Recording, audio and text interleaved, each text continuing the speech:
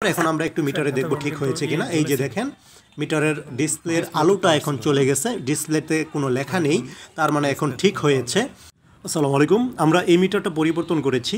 পরিবর্তন করার পর আমি এই মিটারটিতে শুধু লোড প্রান্ত প্রবেশ করিয়েছি এবং সোর্স প্রান্তের ফেজ তারটা প্রবেশ করিয়েছি, নিউট্রাল তারটা প্রবেশ করাইনি। কিন্তু তাতেই দেখেন যে মিটারের ডিসপ্লেটা জ্বলে উঠেছে এবং এই যে এইখানে একটি চিহ্ন এসেছে, তার মানে আমি বুঝতেছি যে এই মিটারের লোড প্রান্তে কোথাও না কোথাও আর্থিং পাচ্ছে, অর্থাৎ গ্রাউন্ডিং পাচ্ছে।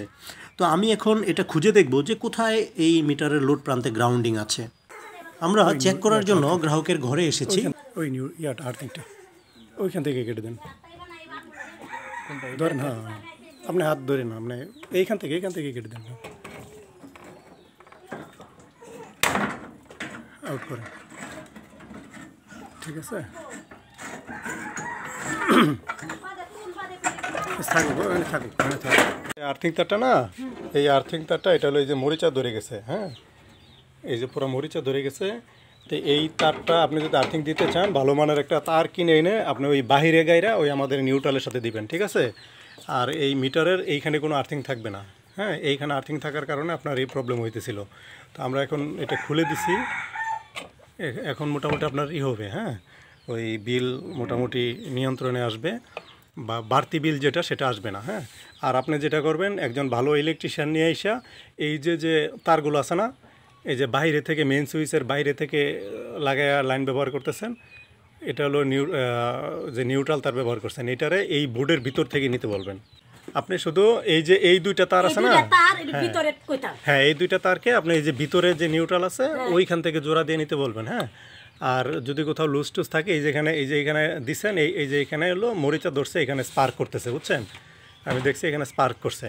তো এই জন্য এইখান থেকে খুলে এটা এই বোর্ডের ভিতর থেকে নেবে, তাহলে জোড়াটা মজবুত হবে, আর এই মানে আপনার যে নিউট্রালের প্রবলেম এটা হবে না। আর ওই যে আর্থিংটা এটা জং ধরে গেছে। হ্যাঁ, এটা জং ধরে গেছে, এটা কোনো কাজ করতেছে না। আবার এই যে এখানে জোড়া দিয়েছেন, জোড়ার ভিতরেও জং ধরে গেছে, এটা কোনো কাজ করতেছে না। এটা মেন সুইচে দেওয়ার দরকার নাই, নতুন একটা আর্থিং রড কিনে না বাহিরে ভালো করে গাইরা ওই যে আমাদের যে মিটারের যে সাদা তারটা আছে ওইখানে সুন্দর করে পেঁচাই দিতে বলবেন।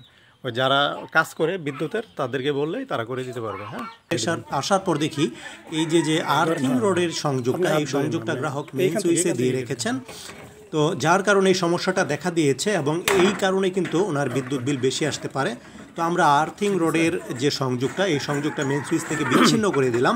বিচ্ছিন্ন করার পর এখন আমরা একটু মিটারে দেখব ঠিক হয়েছে কিনা। এই যে দেখেন মিটারের ডিসপ্লের আলোটা এখন চলে গেছে, ডিসপ্লেতে কোনো লেখা নেই, তার মানে এখন ঠিক হয়েছে। তো এখন আমরা সোর্স প্রান্তে নিউট্রালটা প্রবেশ করানোর সাথে সাথেই ডিসপ্লেতে আলো চলে এসেছে। তো আলো আসার পর এখন আমরা এই যে দেখেন ডিসপ্লেতে যে চিহ্নটা ছিল সেই চিহ্নটাও এখন আর নেই, তার মানে এখন গ্রাহকের লোড প্রান্তে আর কোনো নিউট্রাল বাইপাস নেই, যার ফলে গ্রাহকের এখন আর কোনো অতিরিক্ত বিদ্যুৎ বিল আসবে না। এই যে দেখেন চিহ্নটা একবারেই চলে গেছে। তো আশা করি সবার ভালো লেগেছে, সবাই ভালো থাকবেন। আসসালামু আলাইকুম।